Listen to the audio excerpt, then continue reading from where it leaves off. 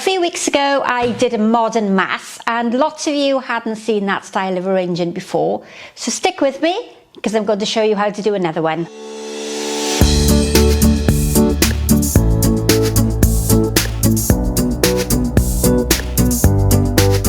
So welcome. This week I have a grey container. It's not quite as large as the container that I used in the previous design, and if you haven't seen that arrangement, I'll link it in the cards here so you can pop back and visit that tutorial to see how the modern mass arrangement was made. I've got a different flower combination for you this week, but the emphasis is still on the big, bold plant material, colour and the texture of the individual flowers that we're going to block together in groups to create that real emphasis on the different types of material. So if you studied traditional geometric shapes, this style of arranging is quite different, and instead of evenly distributing the flowers throughout the arrangement and leaving space in between for the butterflies and the bees to fly, we compact everything really close together that really brings emphasis to the groups of plant material. And if you don't have flowers, or you don't have a large selection of flowers, try and think of some items that you could maybe buy in the fruit and vegetable section of your supermarket. So you could maybe use some apples. Peppers always look wonderful in this type of design because the texture on it is so nice. You could have some bananas draping over the front of your container. You might have artichokes or dried seed heads that you've kept from the autumn. Dahlias would be amazing. Sunflowers would work really well in this type of design. I've got a combination of plant material this morning, some that you could get hold of from the supermarket, but the majority of it is probably classed as florist material. It's really difficult, and you can always comment in the box below. I never know whether I should be doing arrangements that are different, that's going to inspire you to start floral design, or whether you want to see more videos using supermarket flowers. So let me know. When I'm busy here in the shop, and we're full on in wedding season at the moment, so I tend to have more exotic or more luxurious flowers. But if you want to see things, more designs from supermarket flowers, then pop it in the box below.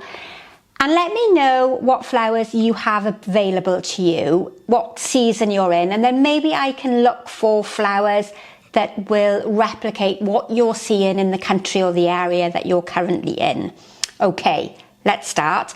So my floral foam has already been inserted into my container, and it's about a hand span in height. It's a beautiful grey texture. So I've tried to think of materials that make the container an integral part of the design. So very soft pinks, lilacs and some white. And with this type of design, you very rarely go for more than 3 colours. White probably wouldn't have been my first choice of flowers, but it happens to be something that I've got here in the shop and that I know lots of you will be able to get hold of in the autumn and sort of late summer. So I've really compacted the floral foam in at the top, and this time I've kept the floral foam low to my container. So that means I'm going to have far less need for lots and lots of foliage to cover the foam. So this is going to be a more structured design. Now we'll start with some height, and to create the height in the arrangement, I'm going to use these fabulous Lucky Bamboo. So this is Draceana, it's one of the Draceana family. You might have spotted that it is shooting there on the bottom. So if you ever buy the Draceana, you can plant these and it will eventually shoot into another plant for you, like the top section here. If you haven't got Draceana like me, just tall, straight pieces of material. It could even be bamboo that you use to support your plants in the garden.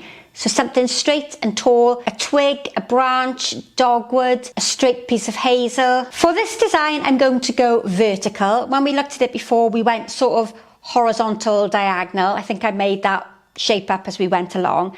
This time, I'm going to go more in a horizontal position. And I'm not going to worry too much about cutting off the sections at the bottom, because if I decide I'm going to plant them at a later date, then I'm going to need all those roots there on the bottom. And I'm going to go roughly twice the height of the container. And if you remember, we need our materials in blocks and groups. So now what I'm going to do is add some slightly shorter pieces of the Draceana in alongside the original piece. Keep them quite close together, quite structured, very much like a parallel design that we've looked at in previous videos. And I think I'm possibly going to go with 5 pieces in there. And it doesn't have to be 5. If you had bigger, fatter pieces, you might be able to get away with just 3. If they were skinnier, then you might have to have more than 5. But really, I'm just putting enough in to create that real block and that real emphasis on material. So, nice tall staggered section, almost like a column effect there in the middle. Actually, it's not in the middle, it's slightly to my left hand side as I'm making it. So from the side, hopefully those materials should be nice and tall. From the front, it's to the left of the centre of my floral foam, and it's left plenty of room on this side here for me to put some flowers in. And then if we look towards the back, I'm quite close to the back of my container, and it's really as far back in the floral foam as I can go. If I go any further back, we're at risk of these last pieces at the back falling out. I think if this is the first time you're making this style of arrangement, go with a nice wide top to the container, because you know then you're going to be able to get lots of material in there and there's no risk of your flowers falling out. So my second placement of flowers, let's just move over slightly so you can see what I'm doing. My second placement of flowers is going to come really tight next to that first group of flower material. And I'm going to use this gorgeous rose that I've got just here on my side. And I need to start with a smaller head. So if we look at this one here, I'm just going to remove one of the petals off there because it's a little bit marked. And I'm also going to remove the foliage, because the foliage is possibly going to make the groups and the blocks a little bit untidy. And what I'm looking to do is to make my next placement slightly lower down than my first section. So we have those staggered lines, which makes your eye travel down much easier. And then what I'm going to do is bring that real solid block of colour down here on the right hand side. My next flower is going to be another small rose. And what I'm trying to consider is each rose head becomes a little bit more open until we get to the base. When you're learning flower arranging, that's not always practical to do, because quite often you're buying a bunch of roses from the supermarket and they are all open to the same stage. I have the benefit today of my roses, and this one is pink Avalanche. I have the benefit in that they've been here a few days, they've had chance to open up, and we are seeing that lovely splash of colour from inside. If you're arranging flowers and the groups are quite tall, remember to go into your floral foam quite deep so that they're nice and secure in there. And if we just look at it from the side, you can see at the moment the back of my floral design is quite flat, and we don't have that 3 dimension that I tell you about in every video. So what I'm now going to do is I'm going to start bringing a little bit of the colour towards the back. I'm still staying in that column of colour, but now my arrangement has gone from flat to having some depth and far more interest in that 3-dimensional effect that I talk about all the time. So if we look at it from this side, you can see that I've spread the flowers out so that we've got the depth.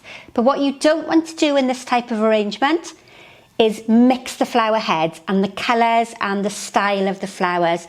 So if you're using roses, they have to be all the same colour and all the same variety of rose. You can't mix the two together, because then you lose that characteristic mass grouped effect that this design is trying to achieve. Okay, now we'll come down a little bit more towards the front. And I'm going to get rid of that leaf there because it's just hiding some of my Draceana.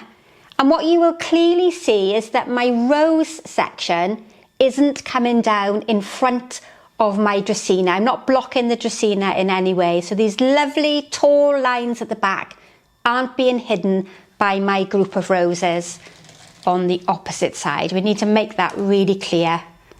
Okay, so we'll keep on going with some more roses. Keep bringing that colour all the way down to the bottom. Not a great deal of perfume with this variety, but very, very pretty colour. And don't worry if you have to move a couple of the heads just so that they sit more comfortably together. And now what I'm going to do, if we look at it from the front, I'm starting to get a bit of an area here which needs that extra flower again, so that we get some depth in the arrangement. And I'm going to use the smaller head and a bit shorter, I think. So slightly smaller head this time. To remove all the foliage off there. Don't cut it too short, and it's going to tuck in just there. So when we look at it from the side, we've got that real concentration of colour and texture of the rose. Now if we look at the flowers from the side, you'll see that they're all fairly parallel. I haven't yet started to bring any of the texture or the colour of that rose forward. I've got them all fairly positioned facing the sky. And what I'm aiming to do is to bring the group down to this position here, but I'm still placing them in almost a parallel style.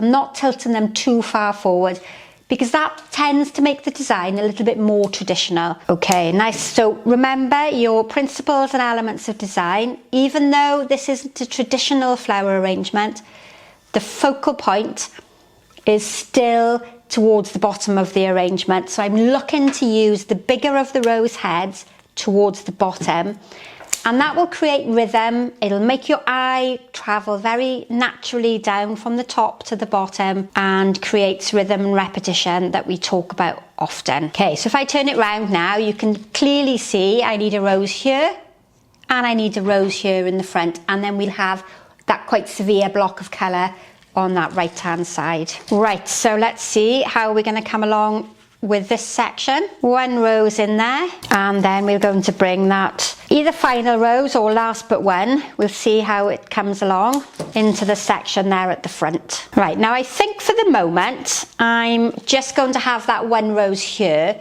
but I do have the option of adding another rose if I feel I need it towards the end. But at the moment I've got that lovely concentration of the same colour and the same texture, so I've got that grouped and massed selection of flowers. Now on this side of my main sort of centre column, I've got a very fine flower. This one is Clematis. It's probably not the best flower for this type of design because it doesn't have the emphasis or the dominance that the rose or a carnation or a gerbera might have. But I felt it was going to sit really nicely to the right hand or to the left hand side of my main group of material there in the middle. But if you do have Clematis in the garden, this would work really well draping over the front of your container. So in the previous video I used grapes, but a honeysuckle or a Clematis vine would look gorgeous trailing down over the front.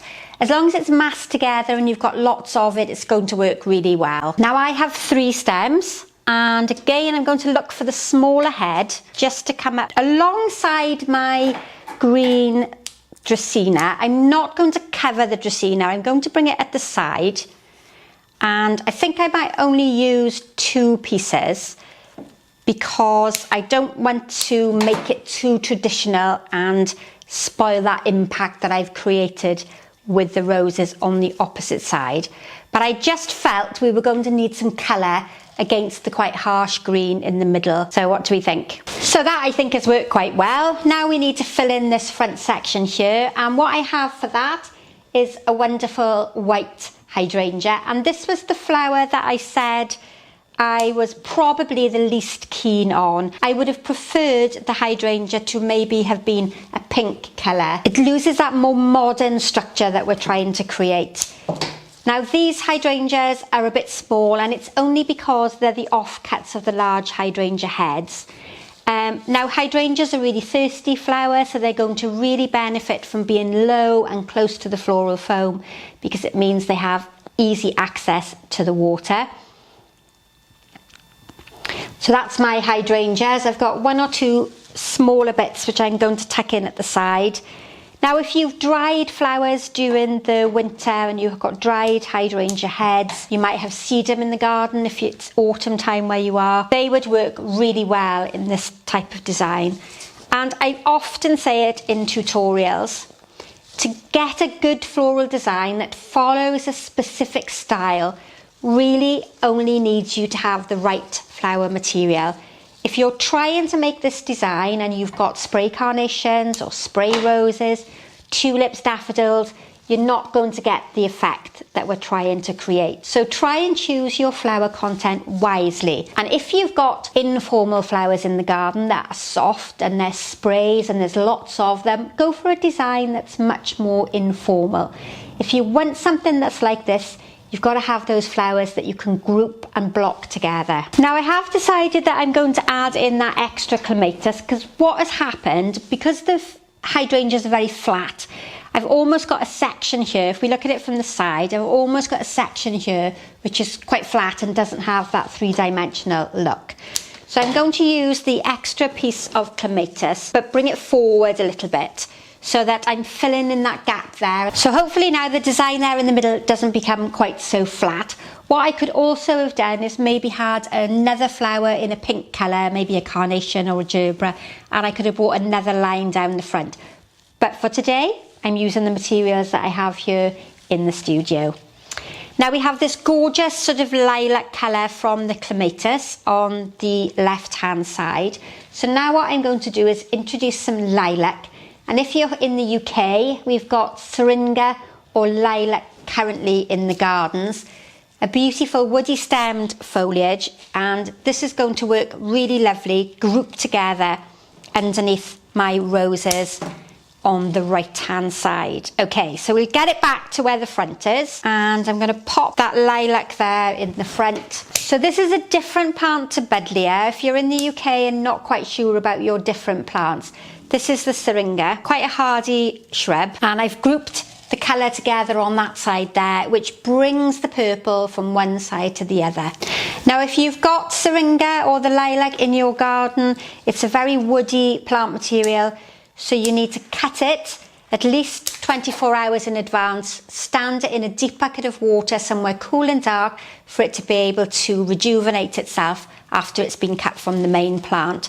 Don't try and use the flowers or the foliages, whatever it might be, straight from the garden, because they just won't survive. Now this is how it's coming along so far. That lilac and pink and ivory really work well together, and a complete contrast to the modern mass design I did in the past. Now if we look at the back, what I'm going to now do is to bring in some tall straight pieces of the cordyline, and this is going to again help give me some depth. It's going to finish off the design at the back really neatly and give me an outline shape. And I'm grouping them together again so we have that real massed emphasis on this colour and texture. And what I don't want to do is intersperse it between the roses. I'm putting it in so it's a flower type of its own, and it has importance within the flower arrangement itself. So that one I've just cut a bit shorter so we can tuck him in here on the side. And if we look from this position, I've almost got that side of the arrangement complete. So at this stage, you can probably finish the design off as it is here with just the flower content in it. But I do have this lovely leaf. This is the Monstera, and we've used this a couple of times before. And what I want to do with this is just bring this out on the side. So again, we have another group of textured material on this right hand side. I think we're probably only going to need two because it's quite a large leaf and it's quite a dominant foliage. What I'll do with the second one is bring it a little bit further forward to the front. Now what's starting to happen at this stage is I'm almost running out of floral foam, and that's usually a good sign to stop adding any more flowers into your arrangement. This can sometimes be the most nerve-wracking part when you're learning floristry or flower arranging, because you really need to get that leaf in, but you're scared if you push it in, you're going to move another flower and it's all going to fall apart. Fingers crossed, it's worked quite well. So now we have that big emphasis on the one side with the green foliage. Now my original plan was to use some of the conifer, so it's a completely different texture to the big flat leaf on this side. Is very glossy and shiny. So I was thinking of using the conifer because it would give me a really good texture. But I think it's going to be too fussy. So I'm going to use instead, and it's going to link really nicely with the pink colouring of the rose, I'm going to use just a small bit of the pink asparagus fern. Again, we've looked at that in the previous video, and I think this is going to work a little bit better. So, you know, don't worry too much if you decide that you have to alternate or adjust your flower arrangement as you go along. Sometimes it doesn't work quite how you imagined it in your head. I often draw these arrangements before I start making them, because this is how we were taught in floristry. You sketched the design roughly so that you worked out the quantities and the flower varieties that were going in it. You know, in my mind's eye, when I planned it, I thought the green conifer was going to work, but I think this is much better. So a much softer version of the modern mass than we did previously. And it's lovely always to see a variety of shapes and colours. But once you know the rules, or you know roughly how to make a floral design, it's entirely up to you how you want to create it and what colours you want to put together. But it's nice, I think, sometimes to have some suggestions. So what do we think of this one? A much softer version of the modern mass, or the Italian mass as I know it as. Again, thanks very much for watching. Please ask as many questions as you want in the comment box below. Let me know where you're watching from, the season that you're in, and what flowers you have access to. And I look forward to seeing you again very soon. So bye for now.